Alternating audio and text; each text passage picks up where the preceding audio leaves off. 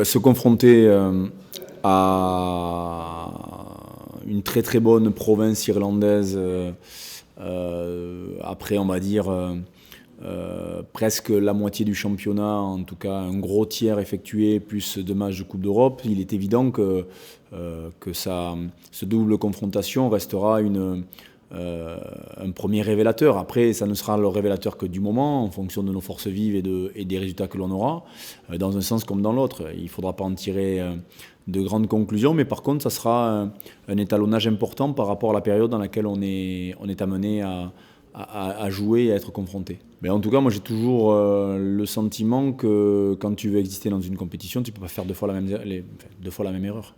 Donc on est averti sur l'intensité qu'il y aura à Belfast vendredi soir. On est averti sur la qualité de l'équipe puisque elle réalise un très bon début de saison et malgré la victoire bonifiée des Saracens, c'est très chèrement payé au regard de la rencontre.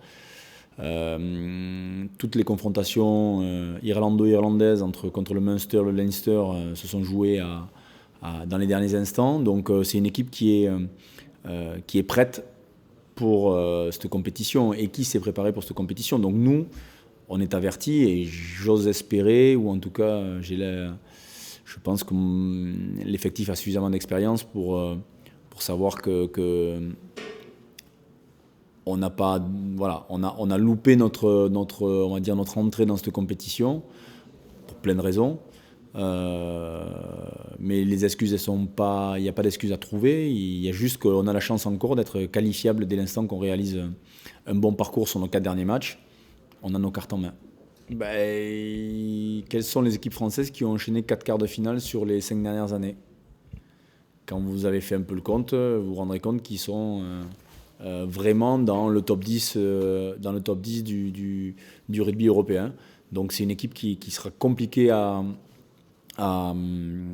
manœuvrer, mais encore une fois, c'est ni de la langue de bois, ni de la fausse préparation. Je crois que c'est une équipe qu'il faudra aborder avec le plus grand des sérieux et avec la réussite qui te permet de gagner à l'extérieur, c'est-à-dire faire quasi carton plein sur les occasions que nous aurons.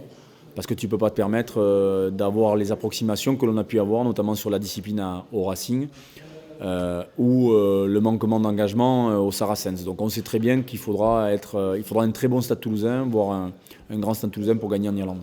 Mais elle ne l'élimine pas, puisque des équipes se qualifient avec 4 victoires. Mais le pourcentage de qualification avec 4 victoires est de l'ordre entre 15 et 20%. Donc notre destin ne serait pas forcément entre nos mains, chose qui serait plus simple avec une victoire dès vendredi soir. Ouais, moi j'en parle pas tant que ça, hein. C'est plus l'interprétation que les gens s'en font. Je crois qu'on a une équipe qui est portée vers le fait de porter le ballon et de jouer à son rythme. Parfois on s'emballe un peu, on a du mal à passer de la 6e à la 4e, mais je préfère il me semble plus facile de freiner que d'accélérer. Le top 14, c'est une compétition tellement longue et tellement aléatoire, dans le sens où vous pouvez finir 6e et être champion de France, jusqu'à preuve du contraire, puisque Castres l'a montré il y a quelques années. Comme vous pouvez finir surtout premier et pas gagner votre demi-finale, comme d'autres l'ont montré aussi ces derniers temps. Donc on est loin, je pense que c'est pas du tout le même format, la même compétition. Là on est sur un sprint, on s'est pris un peu les pieds dans notre ligne de départ, mais il s'avère que l'an dernier, après 4 victoires, le Stade Toulousain malgré tout s'est pris les pieds dans le tapis après ces 2 défaites contre Basse et surtout à Montpellier. Donc au même titre que la double confrontation pourrait très très bien se passer pour nous contre l'Ulster, il nous faudra quand même être en mesure d'aller faire un résultat à Oyonnax sur un terrain synthétique qui ne nous a pas forcément réussi. Donc je crois qu'il faut prendre, encore une fois sans faire du discours d'entraîneur de football, match après match, mais je crois qu'on est vraiment là-dedans. On ne peut pas faire autre chose que penser à l'Ulster de vendredi soir pour après espérer être à la hauteur dès le dimanche qui suivra. Dans tous les cas, ça ne m'a pas été présenté comme ça par mon président qui souhaite se donner toutes les chances possibles d'être à la hauteur des compétitions dans lesquelles on est engagé. Je crois qu'on travaille au quotidien pour être compétitif. Est-ce qu'on a l'effectif? Est-ce qu'on a la structure d'équipe et la capacité à jouer sur les deux compétitions et à répondre aux rendez-vous que sont les nôtres? Moi, je pense qu'il faut déjà s'y éprouver, commencer par jouer les matchs et puis on aura le temps de voir si on est capable de s'inscrire voilà, dans ce registre-là. On sait très bien que pour exister sur les deux compétitions, il faut un effectif ultra performant. Il s'avère que devant, je pense qu'on rentre beaucoup de joueurs qui nous amènent un petit vent de fraîcheur, notamment nos internationaux et quelques blessures qui pointent, voilà, qui pointent leur retour. Donc c'est plus derrière où on est un peu plus en difficulté sur voilà, le nombre. Mais aujourd'hui, à l'heure où je vous parle, on doit être capable de s'éprouver au mieux contre l'Ulster, même si, encore une fois, c'est une équipe qui depuis 2-3 saisons, est en train de reconstruire avec on va dire, un axe d'équipe très performant. Ils seront... on a pris vraiment le temps de voir si on pouvait les amener. Vraisemblablement, on ne prendra pas de risque avec eux.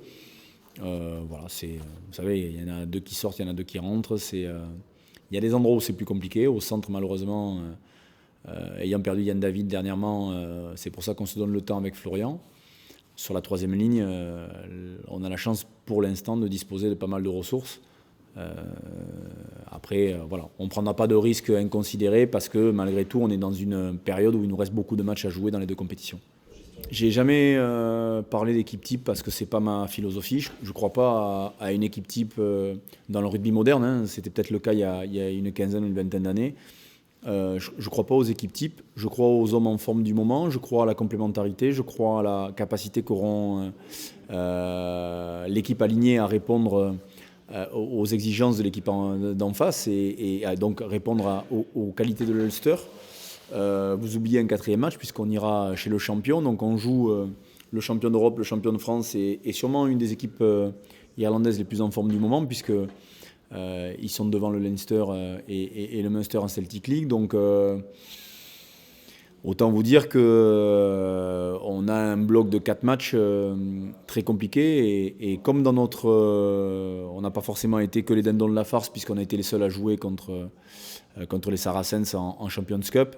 On aura une trêve d'une petite semaine et qui nous évitera d'aller à Clermont-Ferrand, chose qu'on nous remettra au menu au mois de mars quand les autres auront la possibilité de couper. Avec les Saracens, avec Oyonnax sur un terrain synthétique qui est nouveau pour eux mais aussi pour nous. Donc non, après le calendrier est un petit peu démentiel ces derniers temps. Après, il y a deux visions, ou en tout cas 2 manières d'appréhender les choses. Il y a se plaindre et dire que c'est dur. Et puis il y a aussi faire comme on peut. Et on va essayer de rien galvauder, de rien gérer. Et les turnovers que l'on entend ici et là, ou en tout cas les fausses compos d'équipe que certains sont capables de faire, c'est pas forcément notre philosophie, même si on ne se privera pas de le faire si vraiment on doit mettre notre équipe en danger ou si les objectifs sont tout autres.